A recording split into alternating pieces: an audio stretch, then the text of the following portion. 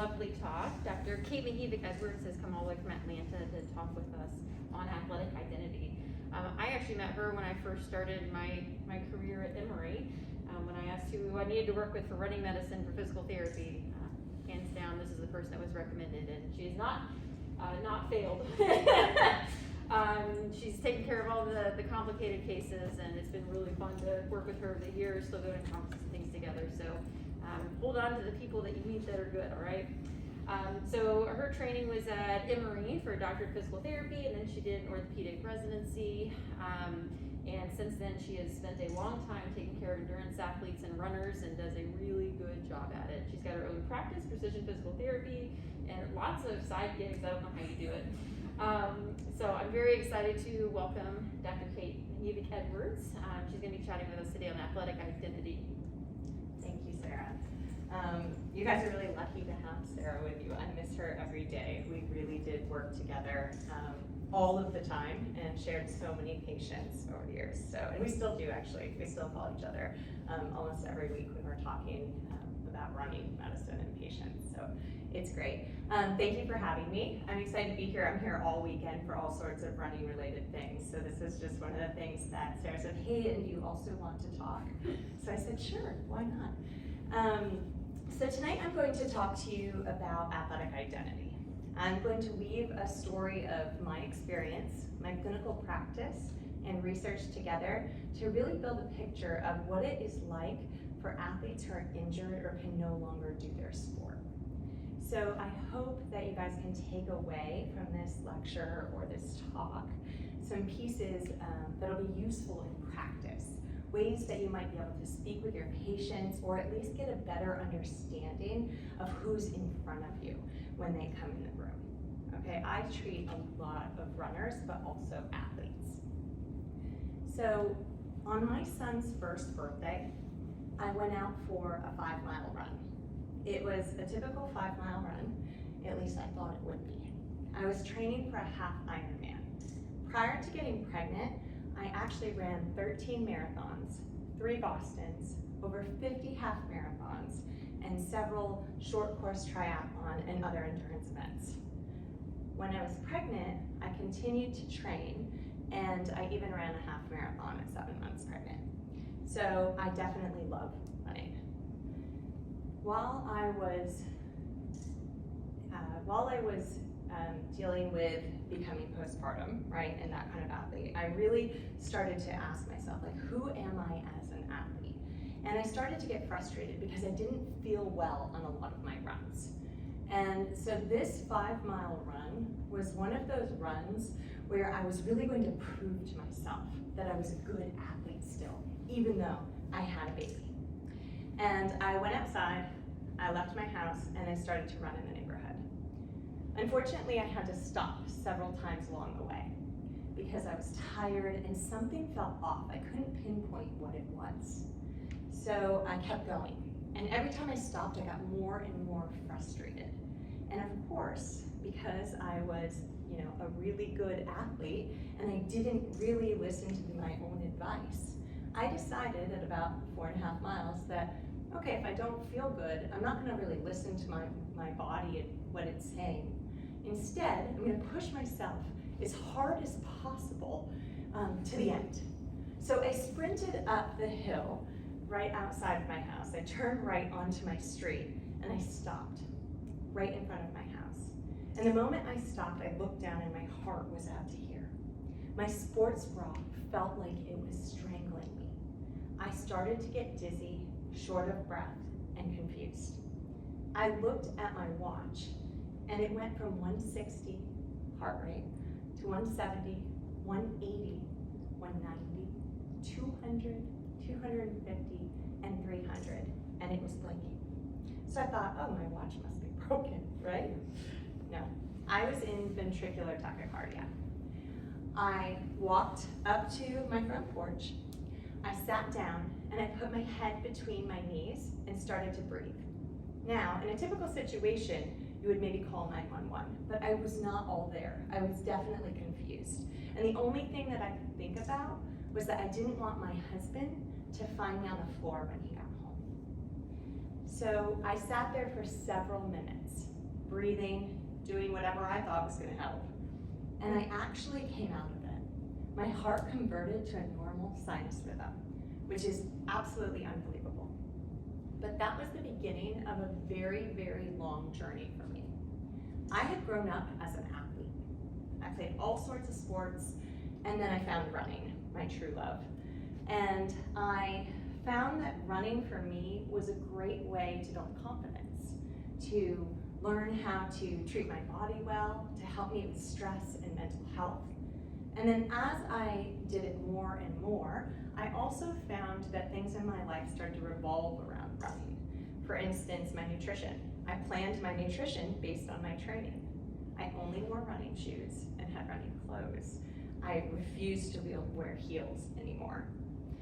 I met my husband in a bar talking about marathon running while I was the designated driver. So that was kind of how it was going for me. Sorry guys. After this incident on the steps, I spent 9 months trying to figure out what was wrong. I was in and out of doctor's appointments, in and out of the hospital. We did test after test, and it was negative. So we repeated the same tests over again because we were clearly missing something. Something was wrong. During this time, my doctors, who I loved, were saying, hey Kate, how about you just slow down a bit? And then they would say at the next appointment, I think you probably shouldn't run so far anymore. Or maybe you should run with somebody now. Until finally, they told me that I should just do a stationary bike at my house where someone could see me, until they figured out what was wrong. Eventually I was diagnosed with ARVC, arrhythmogenic right ventricular cardiomyopathy. Now it's called ACM, arrhythmogenic cardiomyopathy. It's a rare genetic heart disease, and it's one that endurance exercise makes worse. It is, in fact, one of the only ones that endurance exercise makes worse. When I was given that diagnosis, I was absolutely devastated. I was told that everything about my life had to change. I could no longer run and bike and do all the endurance sports. It changed how I interacted with my friend group. It changed how I interacted with my husband. We used to run, 12, 15, 20 miles on the weekend. I was devastated and angry. The definition of an identity crisis is when there's a point of confusion and uncertainty around who you are as a person and your identity. And it's based on a change in your life or your role. We think about identity crisis as maybe something in the movies, right? Where we have a midlife person who ditches their minivan and buys a convertible. Or somebody who leaves their high-paying job so that they can teach surfing lessons at the ocean. But the truth is that an identity crisis can happen to anyone at any time. And for me, it was when I lost running. In the International Journal of Sport and Exercise Physiology, it was found that up to 50% of athletes had an identity crisis when they retired from sport. And they had an increase in anxiety and depression. That's huge, 50%. In an article highlighted in the Psychology of Sport and Exercise, it was found that athletes didn't have the tools, the resources, or the mindset to be able to negotiate and navigate a change in their status as an athlete. And because of this, their well-being was poor. It really impacted their ability to be in society and function in the places that they used to be. All of us can relate to a time when we lose something that we love, right? So we can relate to the turbulence of a time when we've done something or we love something so much, it's part of our community, it's part of our purpose, and it gives us meaning. It doesn't matter if you're a physician, if you're an athlete, if you're a PT, if you're a CEO. there is something that you have spent a lot of time doing, that you've studied, you've put a lot of energy into. And if you can't do that anymore, you lose a piece of yourself. That becomes part of your identity. I work with athletes, specifically runners, from middle school all the way to the elite level every single day. And all of these athletes struggle with this very thing. They struggle with this idea of identity. When they come into my office and they can't do the one thing that they want to do that gives them something back. Poor guys. Next time you go into a room, a patient room, and maybe you're a runner, and we always kind of think runners are crazy, right? This is the thing that I always hear. And I'm like, hey, I'm a runner, so I'm kind of crazy too, right? I get you. Well, the thing is that they're not actually crazy. It's that they're losing a piece of who they are. They're unable to do the thing that makes them who they are, right? And so if we think about that and we change our mindset when we go into a patient's room who has knee pain and they're a runner, why don't we start thinking about what is that knee pain? What does it represent to them in their life? Is that going to change how they interact with their community? Is that going to change their ability to take care of themselves from a physical standpoint, a mental health standpoint? Absolutely. If we can do that, we can do better, right? We can treat our patients better. We can actually help them more if we're able to make that connection between mental health, physical health, and emotional well-being. Those are all really, really important things. In my clinic, we do a few different things to help with this entire thing, right? The first thing is that we actually ask our patients to build a toolbox. So we say, okay, what do you love besides your sport? A lot of them say nothing, right? Of course. We say, okay, fine. Maybe what do you like outside of your sport? Let's just start there.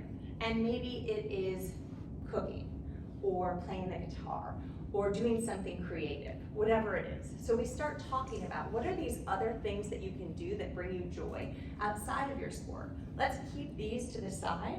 Let's think about how we can integrate those into what you're doing if you can't do your sport as much as you want to, or should you lose it. It just gives them some backup so that they realize that not everything is crumbling down around them. The other thing we do is we teach meditation, mindfulness, and breath work. And I'll tell you what, if they didn't like the toolbox, they really hate this, right? They absolutely hate it because it's something where you're sitting still and you get in your head, right? But we teach this because it gives them a tool that can be useful in sport and in life.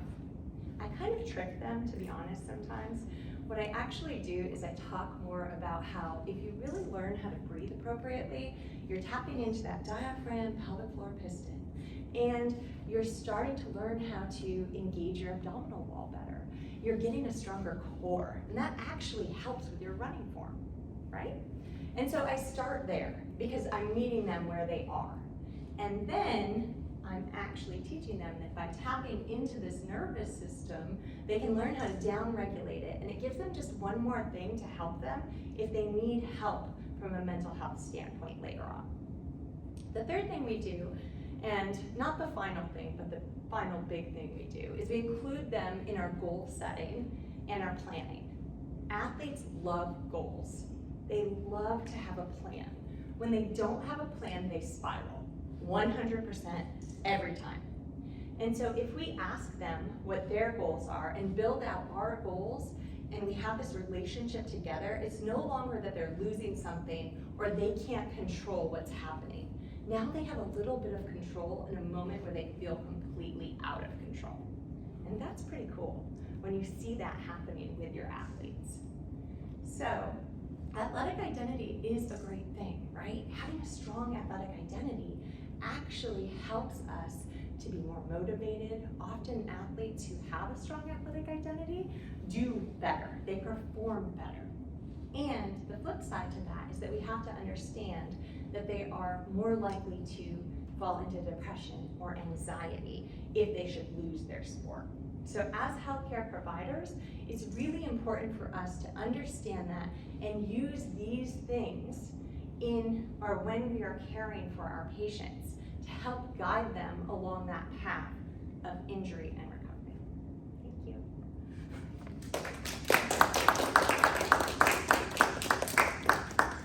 So I wanted to pose a couple of questions to you guys. I think he does an amazing job with very holistic care, and sometimes I have other components of the team, including physicians, who say, well, I don't really know how to address that other thing. So, you know, there have been a number of times, I mean, she spent more time with patients than I do, so she gets hours with them and I get like half an hour with them. And being able to call her up and say, well, what do you think? Do you think there's something going on from a mental health standpoint? Do we get psychology on board? So, you know, the psychologists, physical therapists, dietitians, they can really provide a lot because they spend so much more time with the patients, and I think it's really important to understand that all of our roles really overlap. As you demonstrated, I mean, you'll get tidbits on the nutrition piece, and you know, are they actually doing what I asked them to do to protect their stress fracture, or you know, what have you. So I think all of that's so important. And if any of you were on last night for Adam 1040's talk, so at the very end, we kind of touched on a couple of mental health pieces, and I was chatting with him afterwards, and he's like, I'm so sorry, I brought up suicidality, like, I feel like I brought everything down. I was like, no, because we need to talk about mental health more. It's very important, and last time I checked, your brain's attached to your body, so it's just as important as our physical health, too. So being able to address both of those things, I think, are so important. Any questions? Yes. It's not necessarily relevant to kind of like patient care in our That's okay. but it just, your talk got me thinking a little bit about, especially during recent Olympic years, what we see with Olympic athletes after they even, you know, win a medal, or just, you know, compete in the Olympics, and what kind of mood changes they have. And so I was curious whether you could kind of talk about that a little bit, and how you think that that plays into what you were speaking about today. Yeah, so I work with some Olympic athletes and the elite level athletes, and there is this kind of, I will tell you that before the Olympic trials, it was a disaster, like straight disaster. I have no other way to explain it from like a mental health standpoint and a physical standpoint. And we know that if you are having a really hard time with your mental health, you are more likely to get injured. And injuries just, like so many people had to scratch from the Olympics, and I think it was the pressure. I really believe that a lot of it, of course, there's overtraining. Like elite athletes are riding that line, and they're really riding it hard all the time between performance and injury, right? And so I think that a lot of those athletes either fell out early, or they were just in the right spot.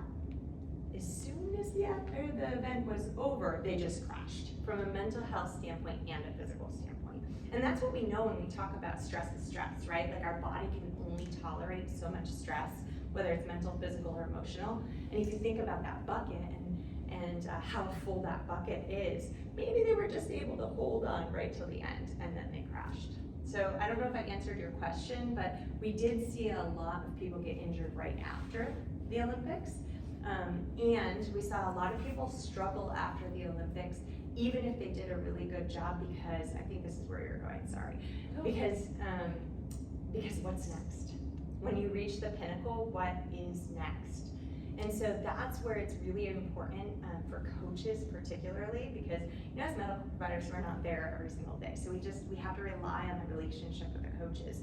And it's a really good time that, for the coaches to have goals and things ready to go for after that moment. And I did see several coaches who did a good job with that.